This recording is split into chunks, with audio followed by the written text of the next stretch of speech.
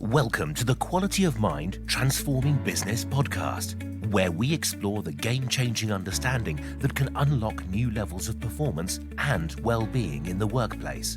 If you want to be part of the new breed of leaders in business, if you're fed up with the conventional echo chamber, and if you want to be part of a revolution in human potential, then join us to discover the powerful resource that lives before our psychology. So welcome to the Quality of Mind Transforming Business podcast series.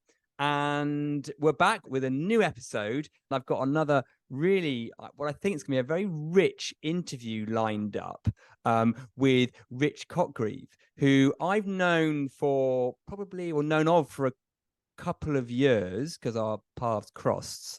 And we've started more recently having some really interesting conversations, particularly on email, and now we're starting to get into it in person, and we thought we should record some of this because there's probably some gold dust in here. So Rick, I'm really grateful that you've given us a bit of your time to come onto the show, and if we could start off with you giving a little overview of your journey to where you are and how come we're talking. Yeah, great, and thanks, Piers. I mean, as you say, there's been a couple of years in the making this call, and I'm really glad it's happening. It's a real privilege to be here with it. And to try and unpick where we are and where we've come to. I suppose a bit of my background, there was a background of sport. I was a lacrosse player. I kind of came out of that. I used to teach kids to play lacrosse, and then I was a PE teacher for a period of time and realized it was less about sports development and more about human development. Human development became an interest in coaching. Coaching became a route out of education into business. And for the last 12, 13 years, I've been in business coaching, teamwork, exec development.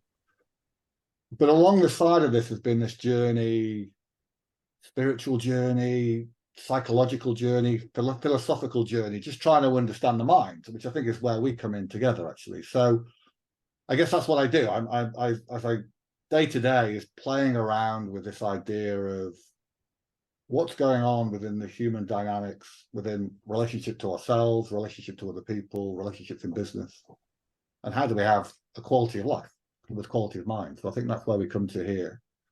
A bit to answer the question of where my path came into this. I had a kind of childhood experience of playing sport, and a lot of that work was around the pursuit of better.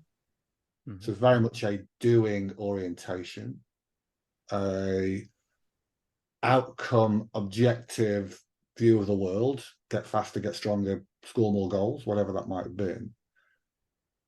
And I retired from playing lacrosse at 24, 25 and found myself in a bit of a lost state, a loss of identity. I was no longer a lacrosse player. I was a teacher, but I was trying to find, how do I fit into the world? So, of course, to replace lacrosse, I took up basketball and I took up climbing.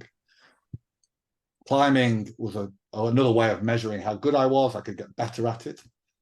And then I took up yoga as a way of getting more flexible and perhaps getting a bit stronger. So initially, as a physical pursuit, the yoga was really interesting. But then a woman called Frances Homewood, who's here in Sheffield, introduced the different limbs of yoga and the concept of samtosa, the deliberate act of contentment. And I kind of thought, contentment? What the hell's that? Why would you bother with that? Why would you bother with contentment, which for me was mediocrity, it was stagnation, it was boredom. I thought happiness was all about achieving a goal, chasing a target. But 5 years on from meeting her, with a series of trips to India and a deepening meditative practice, it began to make sense. And there was happiness found in contentment, appreciation, gratitude, acceptance. And then it began to really wrestle. I had this piece of contentment was telling me a story about connection to something bigger than myself, an opening into a different way of thinking, a letting go of the ego and all of the things that meditation can bring. And I could recognize the happiness and the contentment that would bring. But I also saw this version of me, which I'd been a long time identified with, which was the chasing better. And I knew the happiness of getting selected for a team, achieving a personal best, scoring a goal. And I was wrestling with, how can they have this better and contentment? How can they both play in together? And I began to recognize, and we've spoken about before, is when we play, we have both. We have that both. The child just enjoys the game of life. And I know it's part of your language, but you just enjoy playing. So the first time I pick up a lacrosse stick, I'm not very good at it, but I really enjoy it. And because I really enjoy it, I come back the next time. And if I come back the next time, I get a little bit better at it. But I really enjoy being around people. It's really playful. Until someone says the immortal words, you could be good at this if you practice.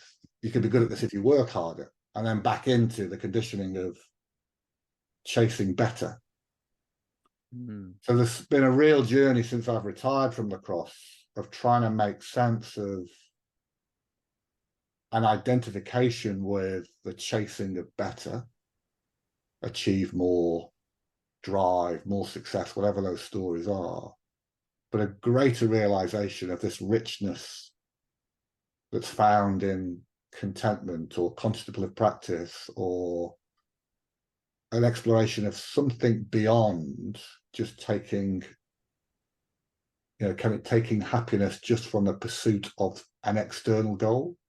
A much more deeper internal dive into what does it mean to be human, what does it mean to be alive, liberating ourselves from some of the conditioned, because let's get it right, society is all about, I'll be happy when I've got my GCSEs, my A levels, my degree. I'll be happy when I've achieved this. I'll be happy when. That constant story, the realization there's something different, actually. I can be happy now. I can be happy in the moment, and the present moment awareness becomes part of that, which then leads all into this bigger, expansive space into looking at what is the true quality of mind, actually. Well, yeah, Rick, thank you for sharing that. There's loads in there, and I'd love to unpick some of that a bit more, because I think you're hitting on there's lots of things in there, what you said, but just that what can look like that contradiction between getting better and achieving and striving and peace and contentment. And I know your work for the last few years, decades, after you got out of sport, was into business.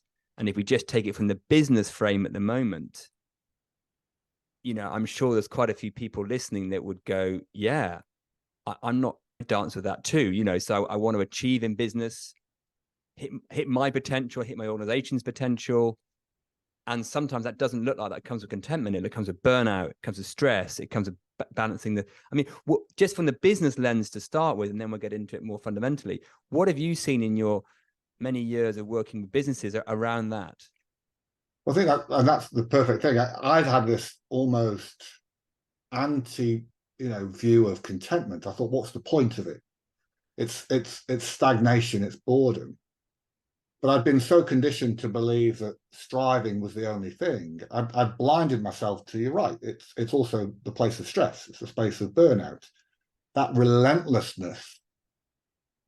It's like Sisyphus pushing a rock up the hill, and then you achieve success, and then you wake up the following morning and you go, well, the ball, the rock's at the bottom of the hill again. So there's a definite burnout in that pursuit of excellence, that once we begin to open our eyes to it, we can begin to see some different work. I remember early on in my coaching, speaking to a guy who had it all in many ways, big business. He was planning his retirement. He'd got everything in place. He'd got the big car. He got all the classic trappings of success.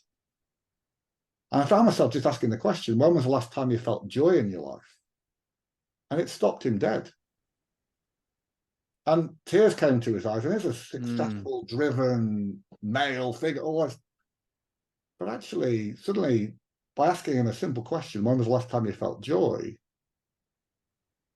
He suddenly stopped and he went, it must be 20 years ago. And you suddenly realize how many people are trapped in that. They're trapped in a world of the condition, I need to create the success. I need to keep moving. keep doing this, where suddenly opening up to,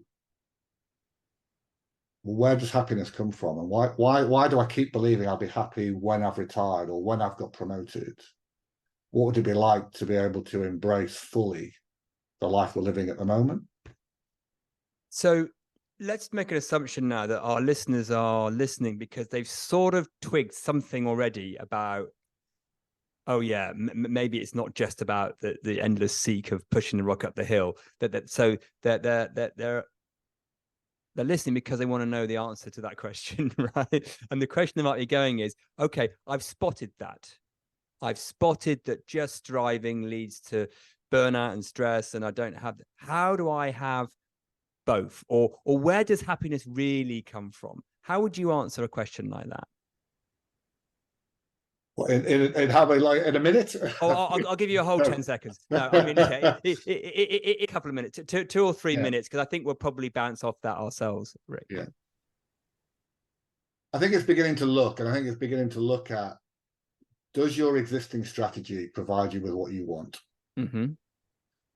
And if you then play it out and then perhaps beginning to look at, there might be more, or there might be something missing. And if there's something missing, is it going to be found in the next objective target? And I think there's for someone we both know well, with Rupert Spires, do you want the Ferrari or do you want happiness? Yeah. And of course, the classic question is, why can't I have both? And you go, well, if you had to choose, which one would you take?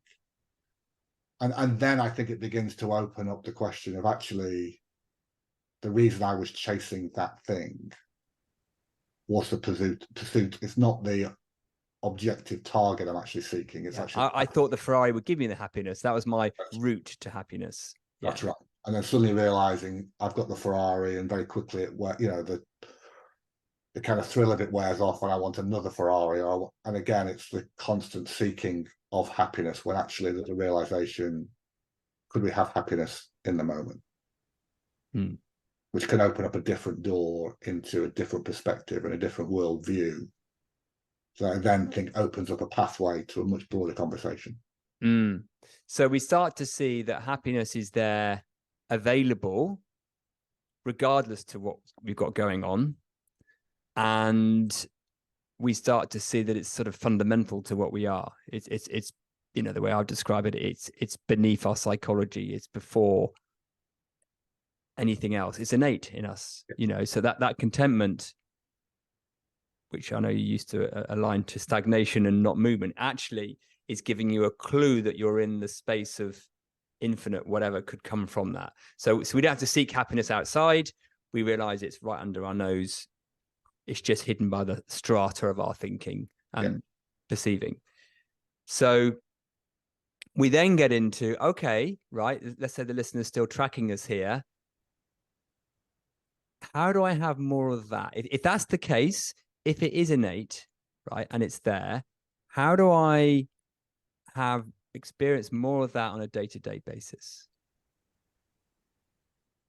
I think that's where work like self-inquiry, reflective practice, gratitude practice can begin to open up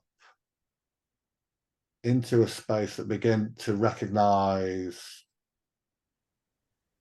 an appreciation of what is, an appreciation of what we have, a gratitude for that, rather than a pathway which perhaps we've been stuck on the conveyor belt, the mouse wheel of, I'll be happy when, or I'm concentrating on what I don't have, or I'm frustrated with what I don't have.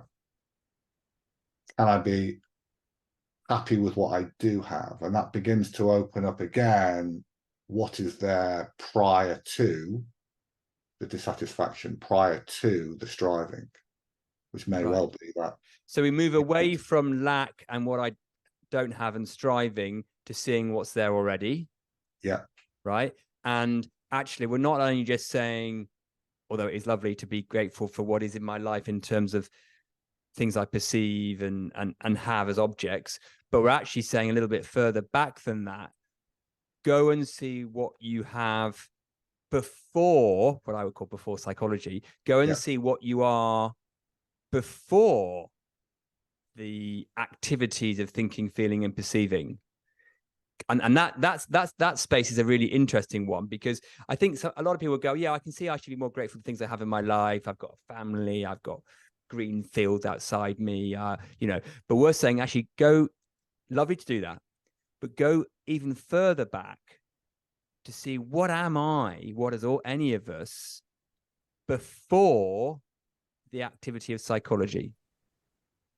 And that's a really interesting space to look at that I don't think we normally look at. It's not taught in schools. It's not taught anywhere apart from in a very esoteric, spiritual, maybe very highfalutin, long. But I actually think we can see that in moments through direct inquiry. I think that we could, again, it's language, isn't it? Language, it will limit some of the conversation, but you could call that the awakened state or the realized state of where are we before our psychology kicks in, before the thinking mind kicks in, before the emotional mind kicks in. What's present before all of that? And maybe through the inquiry, through experiences, we can see that actually there is something opening to love, to nature, to the divine, whatever language we put around it, that perhaps again is something that's accessible without striving, without the conditioning, that gives us a freedom. But I think that when we begin to open that doorway to it, so I think I can talk from my experience that suddenly it was a total game changer, beginning to see that awakening, that actually the striving that I'd been so identified with could fall away. That there was a natural, innate, whatever language you want to use around it, state that it was available to me without efforting, without doing, without getting caught in the trappings of much of society, chasing sports and accolades or whatever it might be. And how come you think, from your experience of talking to people like this for quite a while, how come that isn't more obvious to us? And it's one of the questions that fascinates me, is because most people, when they see it, go, oh my God, that was revelatory to me. How can I not see that before? So what do you think in our society, or even in the mind, stops us from seeing that more easily or often? What would you say from your experience? I think in many ways we become identified with some of the ego structures. We can now bring in some of the psychology language. But some of that space is that we become identified with the conditioned version of who we are. So I become to believe a reality of the striving, the seeking person, the seeking identity, that in my day-to-day world is the person I'm in conversation with, or I'm the person, the perspective that I see the world through. So I think we get trapped to some extent, because that's what's happening in schools, it's what's happening in business, it's what's happening in society, where we talk about and identify the separate self. Me, you, us, them, becomes part of that. How do we find a sense of belonging or a sense of connection? And I think you're spot on, right? And I'm going to add one bit to that. We also get taught there's a me that needs to deal with the world that's happening, right? So even if you think about resilience in the way it's taught, which is, really well-meaning, it's like, okay, there is things in the world that are tough and hard and difficult, and it's down to you to dig deep and be resilient, right? So in that, we start to see a separation, not only between me and another person, but between me and what resilience is, right? Now, actually, resilience in this space we're talking about before all the psychology going on, that there's inbuilt resilience in that. So we separate ourselves into an individual self that then needs to deal with the world as if it's happening to it, right? And I think that's one of our cultural and quite invisible cultural conditionings, that then it's down to me to deal with the world in a powerful way, which is better than being in a victim mindset, but it's still like, it's still perpetuating the innocent myth of there's a me that needs to be a certain way to deal with this world because the world's coming at me, right? Rather than seeing, oh no, actually, if I go back to what I am essentially, this space we talk about, I don't need to do that because there's no separate me in the first place. So I think there's we innocently, invisibly perpetuate this idea of us being separate, not just to each other and to nature, but to our own, the own innate attributes we have. It's making me think of some of the Gabor Mate's work, Mm-hmm. some of the early stuff about that authentic connected, maybe the authentic space, the natural ability to be ourselves, the sense of being, and connected to the unity of the world, but also connected to the caregivers, connected to sense of the tribe, or some of those spaces for survival. And I think there's a degree to which, especially if you take Gabor's work into that world, where you suddenly go, there's a degree to which, as the infant, we are connected to the mother, the divine. There's no recognition of a separate self. In the early childhood development, we become self-identified. We become separate. And in that moment, this challenge between can I be and be part of something becomes the tension that I think for all of us, even in the healthiest of households, experience a little bit of, can I be, or can I just be and be accepted and appreciated and connected? Or is there a part of the conditioning that happens early on?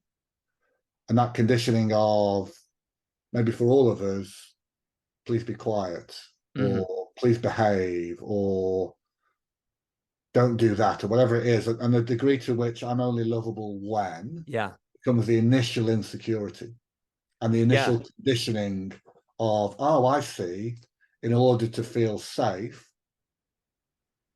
I need to begin to adapt my behavior in a certain way. Yeah.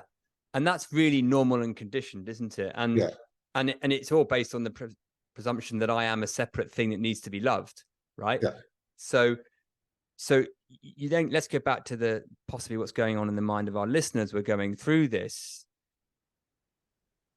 because sometimes this starts sounding too, where's the relevance? You know, don't I need to be this way in life in order to be achieving? And you know, can I, because it sounds like you have to give some stuff up, a little bit like you said with your contentment betterment kind of paradox. And I suppose it's pointing people to see that if you think about, when have you really been at your most, I use the word successful or productive or even happiest, joyful, in that moment, what was going on in your psychology? Were you actually striving, or was it the absence of striving that allowed you to fall back into this flow and great things started to happen? Because it's not like when we start to see this direction, we just become inert. Almost the opposite, right? Yeah, that's right. I mean, what's your experience of that? Well, I think we're in that space of flow. I think what's happening, I think we're striving for that moment of achievement, acceptance, union, that we know we suddenly have that moment of elation or happiness. We've scored the goal, we've won the business deal, we've connected to another human being in a really beautiful way. And have that kind of illicit moment where suddenly we lose the self into the moment. Yeah. Which I think is the space of flow, when we're just in the moment and it's evolving into that world. It then becomes, the danger of it's short-lived, and the conditioning is I just need to keep chasing it. Rather than I can surrender into it, and I'll find it through surrender into it. So there's something in that world of, it's that we receive it, we touch it, we hold it lightly for a moment, and then we lose it. And then we go, well, what did I do to get that again? And I'm back into my conditioning and I'm back into the striving pattern. But there's something about the degree to which we can let go of that. And I think it's so, at one level, and this is going to sound ridiculously oversimplified, it's a very simple error because, as you just said, we experience that, we recognize that, and then the simple error we make is we then look in the wrong place to get more of it, right? So we look into our psychology or into the world of activities and, you know, objects to get it, rather than it's just back the other way. I mean, it's not even that far back, right? But we just seem to turn the wrong way when we're trying to get it again. And once you have, it's like if you're driving the car, if you do make that wrong turning, it does take you the wrong way for a bit. Now you can loop back round, right? But once you've taken the one wrong turning, which I think we seem to, we then don't bother looking the other way again. Yeah. So we just got to make that simple adjustment, not always easy, of going, okay, where is that place of flow? Oh, it's not that way. I can't find it in doing the activity. I can't find it in the, it's before that. Just sitting there waiting.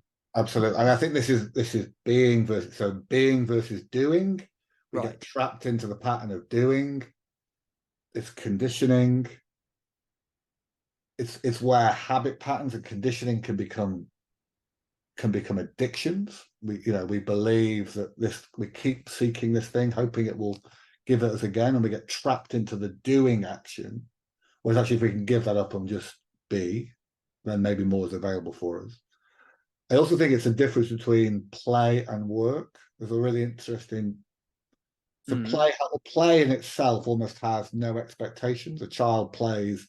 He's not chasing something. It's just doing. It's the process of, it's in that moment of being, in that idea of playing. But if we play, paradoxically, by nature of it, we become more able or more competent or more skillful, and then the trapping of better comes in. But there's a joy and a natural feedback loop of the joy of achievement of something comes from play without expectation, and it feeds itself back, and we have the beautiful moment of pure play, no expectation in itself. If it remains playful, brings with it the joy of success, and there's a really lovely loop. Yeah. I think where many of us get trapped in the belief of work, which has an expectation of, I'll be happy when, I'll chase the Ferrari, and the work has an expectation that if I do this, I'll get that. Yeah. And that's the trap. So the difference between play and work is that there's a space, a really subtle space about what's the expectation. And you can see that when someone takes a hobby like photography and then makes it their profession. Yeah. And you can go, oh, all the joy's gone, the play's gone. And now it's a bit like when you were lacrosse, someone said, oh, you could be really good, right? So it's like, bang, you've lost it. So what we need to give ourselves permission, or start to explore for ourselves, it's not a cerebral thing, is you can go to work, you can run your business from the space that we would call play, right? And you're still, because of the intelligence of the system, have an accountability to probably turn up at 9 o'clock in the morning if you need to, and to deliver a deadline if you need to, right? Not 100% of the time, but 99%, just as good as you were before, if not better. So it doesn't make you into an idiot. It doesn't make you irresponsible. It doesn't make you into some flighty kind of vague, fluffy kind of, oh, well, they're just in their own world. That doesn't seem to happen to me. So people can still go to work in the space of play and do a great job. Yeah. And it's back into a space of, if I'm engaged, if I enjoy what I do, and there's an element to which we can begin to put that playfulness, joy back into the workplace. And of course, it just by nature, we want to be there. And if we want to be there, it naturally will give us great results. Whereas when we're in work mode, in achievement orientation, it can help it with, sometimes we become more tense, we become more resistant, we become more striving for it. And that tension can lock us in, and we become less creative, we become more fearful, we become more kind of deliberately in that space, kind of absolutely reliant on the outcome delivering it, where actually play in itself can create great outcomes. Yeah. And I think it's this dance between those two things that we've just got to get right. It's how do we dance in that space, because there is a degree of accountability, and there is a degree to which great business or great sport or great things still come from that moment of,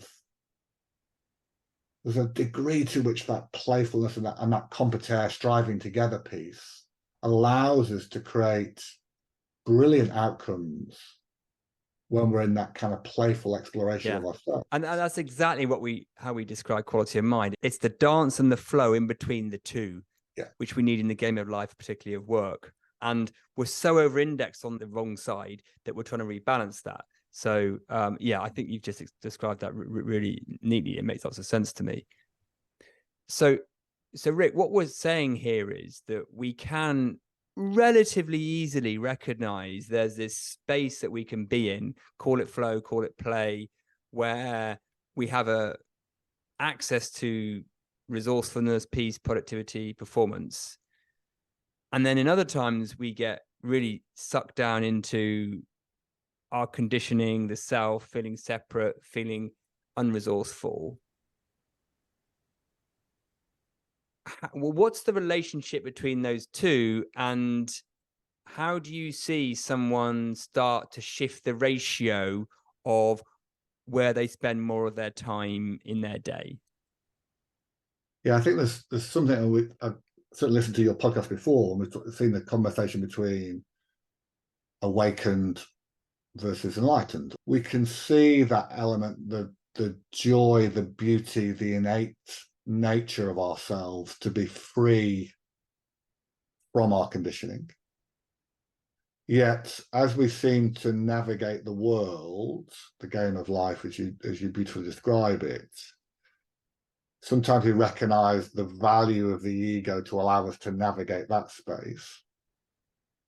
But also, as we begin to do this work, the limitations of the ego and how it can trap us and stop us accessing our innate space.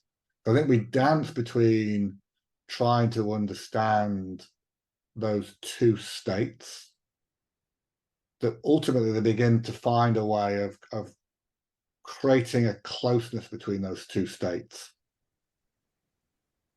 that at one time gives us access to this creative, brilliant, innate self, and liberates us from some of the conditioning that can trap us into other spaces where we're not as effective. We're ruled by the emotion, or we're ruled by the conditioning.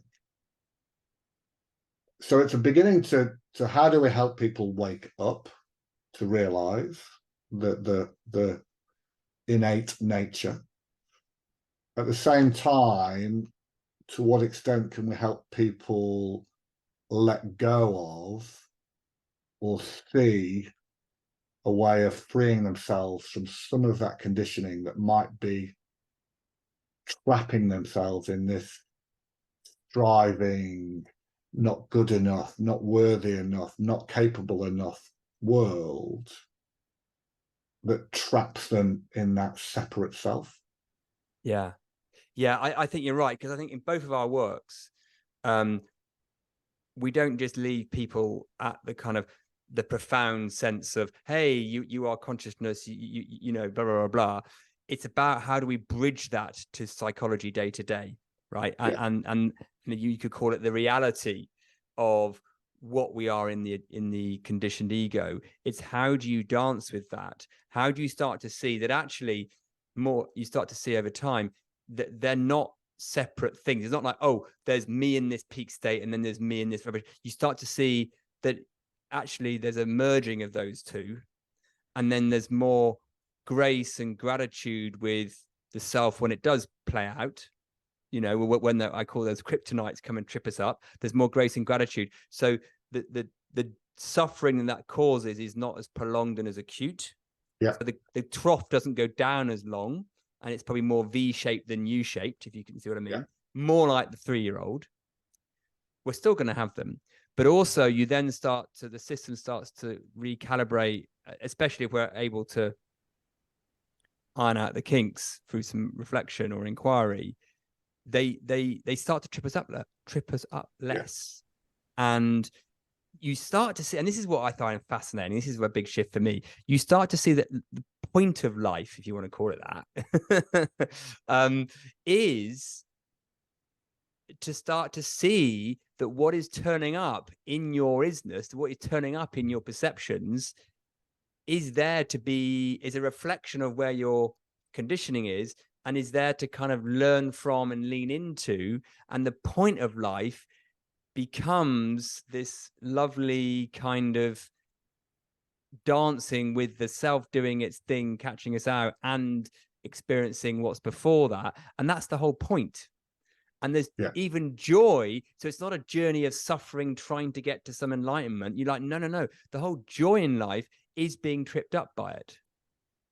Yeah, what was coming through for me as you were speaking there, and it's interesting, maybe why have I never thought this before, but have I ever thought, who knows, right?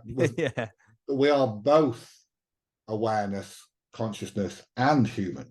Yes. That is the magic of this opportunity. Yes. So we can attach to this phenomenal space, the opportunity that comes from being truly connected into those bigger spaces, non-dual spaces, the awakened spaces.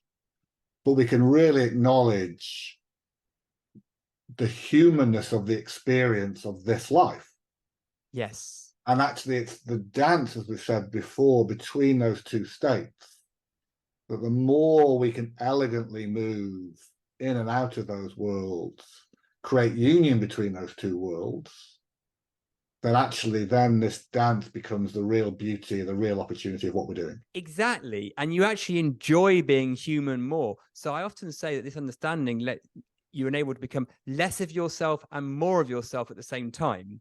Yeah. And actually there's more richness in getting upset, sad, whatever it is, in being tripped up by the self. There's more richness in that. And it's not like, oh my gosh, I shouldn't be like that. And again, for me, it comes back to little kiddies. They don't seem to care what they're up to, whether they're having a tantrum or not. And it looks quite fun sometimes to be, so I think that the thing though is the spot is we are both, absolutely both. It is reminding ourselves though, and actually more than reminding, realizing, recognizing which one is essential. Because I think a lot of people have thought, I'm a human being and I can have a spiritual experience sometimes, right? No, flip that round, flip that round. Essentially what I am is awareness, non-dual, that space. And within that, there'll be a human experience. Yeah. And right? The human experience is the richness. It's where the rubber hits the road, if you like. It's where it's the contact point. Yeah. Of this opportunity, this life, to experience that. And as you say, to what extent can we really embrace that? Yeah. But not get trapped in, as you say, the 2-year-old who can have the freedom to laugh, to giggle, to smile, to have the freedom of that at the same time, moments later, to have the tantrum and cry and scream. Rather than sometimes the adult experience becomes trapped in, you shouldn't show that, you shouldn't feel that. And then we get trapped in this conditioning that then becomes the way to behave. And suddenly we don't get to celebrate the true joy of life, or we don't get to actually fully express in the moment the anger or the rage in a way that is healthy, to let ourselves move through it. Yeah. Unfortunately, we sometimes get stuck in it, and then we vegetate and conjugate, and we get lost in this world of the suffering, where actually we could let it pass us through as more freely, giving us a greater richness to the experience, to then actually to have this dance play out in a much more elegant fashion. Yeah, we have to lean into life more and be it. I think that's right. So, slightly different question now. Someone's listening to this, they're resonating with pieces of it. Some of it might make sense, some of it might not, but some of it is. What would you, and it's going to be, I know it would normally be individual, but what would you recommend for someone who's thinking maybe there's something in all this? Well, what would you recommend they sort of started to look at or get curious about? Well, I think, as I say, if we took those two axes of betterment, striving, I think in many ways, society will take care of that for people. They don't need our help to stay on that conveyor belt. Yes. of chasing more, of kind of that whole the improvement side of things. I think it's get curious and explore this sense of, for my routine was contentment, or being versus doing, or getting, and that piece of self-inquiry can be really powerful. Who am I? That some of us come through from a period of meditation might be a way into that, helps us begin to focus the mind and question the mind and open it. So mindfulness can be a routine, but the self-inquiry to begin to work in groups. And again, I think there's something about allowing yourself to have conversations, as we've explored, for the time here. It's actually, of course, some of the work I need to do on my own and you do on your own, but actually some of the work is in the exploration of this in groups, in conversation, not disappearing down our navel for the sake of, but actually being in a space of being genuinely curious around meaning of life or quality of life or whatever those things are, but using these tools that have in the past perhaps been tools of the esoteric or the spiritual, but actually bringing them into the main, into the kind of reality, and saying this can be part of an everyday conversation. Because it's highly, highly relevant to what we're doing in life, whether that's at work or at home. And I think you're right. I think one of the things we have to do is press pause more on the busy of life. Yeah. Right. I mean, I speak to some people going, oh yeah, I listen to your podcast on times 2 because I haven't got time to listen to it on times 1. And I'm like, okay, that's slightly missing the point. I understand why you might think that's a useful thing of time. And if you're listening to a recipe of how to cook a lentil curry, you probably can listen to it on times 2, right? But the magic in what we're saying, and in what anyone else will be saying as well in this direction, is not in the information. It's in people seeing something. So if you can press the pause button on not just life, but also what we think we know, that is, I mean, I think I sometimes phrase it as intellectual humility. Yeah. And particularly in the workplace where we're usually quite academically educated and quite smart and quite savvy and quite logical, and we've really got that thinking faculty done. We're really sharp on our thinking, critical thinking skills, evaluative thinking skills, analysis thinking skills. We've got to press pause on those. We've got to have some humility to know that the conceptual mind can't get this in the way that it would another kind of concept, because it's not a concept. And that lovely, the humility to embrace the unknown, which, if you think from our schooling and from most of our work life, the great reward is for those who know. Yeah, absolutely. But I think where the humility to not know and let that open up into the curiosity of what's possible. Yeah, I think gives a huge space to begin to play into. And I think that piece about finding the pause is so powerful, because I think so often we become reactive. Our conditioning informs our behavior. Our conditioning informs even the way that we think. Whereas if we can find that pause and maybe even do that little bit of a dance to see, am I being led by my conditioning, or is there another choice? Yeah, and then there's something about becoming response able. So we get to be able to choose our response rather than just be, again, reactive and conforming to our patterns, our identification, our conditioning. And that's an interesting thing, because to me, when the aperture opens a little bit, new choices present themselves, right? And that response able kicks in. You're like, hold on. And it's very interesting, because when that door starts to open just a touch, if you can spot that and stay with it, and that presents itself to you, it starts to open more and more and more, right?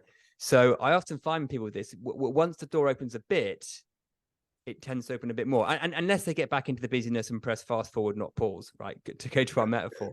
So that is something I usually recommend to people if they're starting to get curious about this. I go, okay, you might need to be pressing the pause, allow yourself to press the pause a bit more, just for the door to open enough for the almost what seems to then be the innate emergence or magnetism of us to get curious about this. Yeah. And then the mind's like, oh, hang on, I see something here. And it feels okay with not knowing, that thing we've been all conditioned to do. I mean, who puts their hand up at school and goes, I don't know, right? It's just not what people do. So I think that is, if there was number one thing I could recommend people at the early stage, is press pause. Know it's okay not to know. Realize there is a different way, even if you can't quite see what it is yet. Yeah. Right. And it might come in the first stages through reflective practice. It might have to be, how did I, looking back, how did I respond? What choices did I make? So that I could create a habit that begins to go, could I have chosen something different? Yeah. Could I have chosen a different response? So sometimes we might have to do it in retrospect. Yeah. Well, so then we begin to open up the moment. Can we start doing it in the moment? Can we find the pause in the moment rather than the rewind and review? Yes, I think you're right. And I think this is not to plug our trade, but the advantage of working with someone like ourselves is that we would probably, who knows, people are going to like the betterment of this, speed up that process, because we can help point people in a way that can get them from, I know there's something, but I don't know what it is, and then get all caught in the limbification of it a bit more elegantly, probably, just because of our experience and having been there. So I always say people can absolutely do this on their own, if whatever. But I think a guide in some way can expedite the process. Not in a seeky way, which is betterment, going, oh, cool, okay, there's a hack they've got. I mean, we sort of got a hack, we sort of haven't.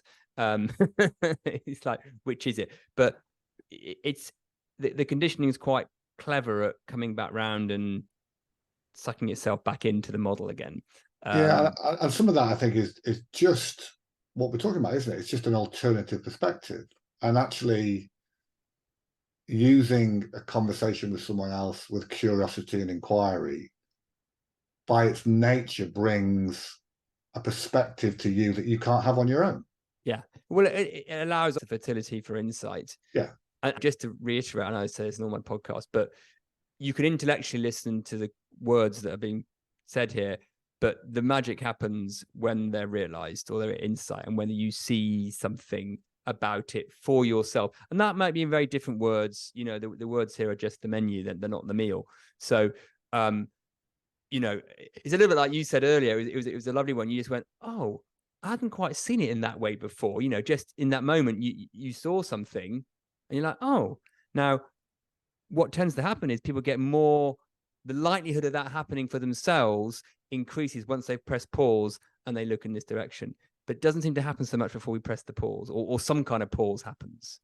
Yeah, that's it. That moment of, can we find insight if we're actually moving at 1,000 miles an hour? Sometimes actually press pause, stop, step away, reflect, consider, gives a chance to just open the aperture a little bit further. Yeah. See something that, again, insight, changes direction, changes perspective, a different view on the world can just open so much that once we begin to see it, then we see it more often. Yeah. And that's then the journey. And that's its own reward, isn't it? And I would say, listeners, if you've managed to make it this far in the podcast, you're probably still on that. So that's good. Well done. So, Rick, you and I have both worked in the corporate space for a while, attempting to get people to understand and be open to this, what may seem quite a different way of looking at development and human potential. How come you think it's not more mainstream? Given the vast benefits that people get from this, why is it not more mainstream?